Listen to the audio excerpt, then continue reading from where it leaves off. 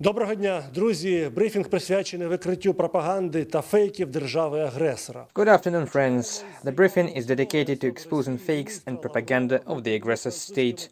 We start with a statement by a Russian official, Minister Lavrov, who in an interview with the French TV channel TF1 explained the lack of significant success of Russia during the aggressive war against Ukraine by saying that they are protecting civilian infrastructure. Quote from the Russian state resource Russia 1. Lavrov said, "The timing of the Russian special operation in Ukraine is determined by the order to categorically avoid strikes on civilian infrastructure. This is a lie. It is the civilian infrastructure that suffers the most from Russia's actions. Think of ruined schools, kindergartens, hospitals and palaces of culture. The latest attack on the Palace of Culture in Lozova, it cannot be justified. More than 240 children have been killed in Ukraine since the beginning of the aggression. After that, Russian officials still have the audacity to say that they are preserving the infrastructure in Ukraine. This is a hoax to explain the lack of progress during this war, which is due to the active defense actions of the Ukrainian army, for which we bow before them."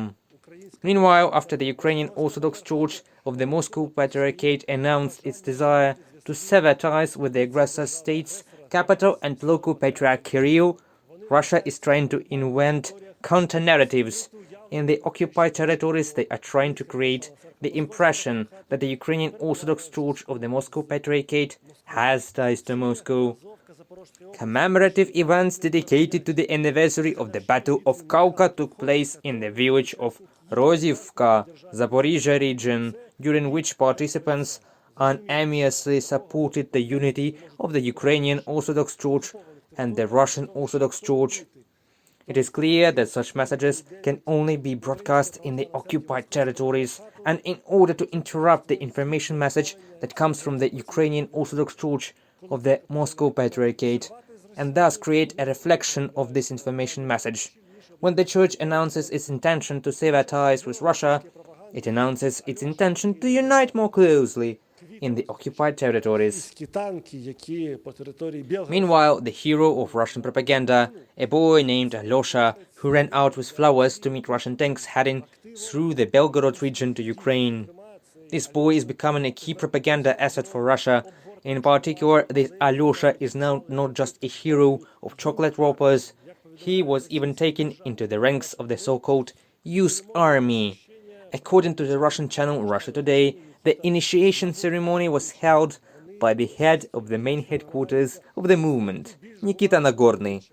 Thus, the Russian aggressors are trying to show a more human image of their military operation after they failed to realize this with the help of an old Ukrainian woman who supposedly went out with a red flag to meet the occupiers and then renounced these actions. Moreover, she accused the Russian authorities of destroying her own house. The continuation of this action was a big George's ribbon, which was laid out in the form of a letter Z. Just think of these scales. The length of the cloth is 300 meters. Width is 7.5 meters.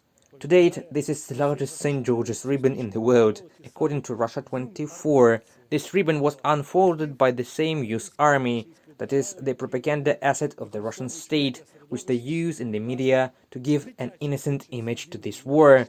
Well, the scale of St. George's ribbon and the letter Z once again draws an analogy with Nazi Germany, where they resorted to similar propaganda. Meanwhile, officials of the aggressor state justify their actions to block Ukrainian ports and prevent Ukrainian farmers from selling their crops abroad by the fact that they seem to care about the well-being of the Ukrainians themselves. In particular, the Speaker of the State Duma, a person who is a part of the closest circle of Russia's political leadership, said in his interview on Russia Today, "Under no circumstances should grain be exported. This is what the Ukrainians themselves will suffer. First, it is necessary to understand what kind of balance in the country in terms of food will be formed after the grain harvest in the fall. First, Ukraine is an independent state. We do not need advice from Russian officials. What balance to make and when, and how to take care of our own population. And secondly, the Ukrainian harvest feeds not only Europe, but also other countries, primarily Africa. And blocking this harvest will lead to global problems, not in Ukraine, but in the poorest of the countries. And Ukraine has always been, is and will be with grain. Ukrainians will not starve, but the famine could be of a global scale due to the actions of the aggressor state.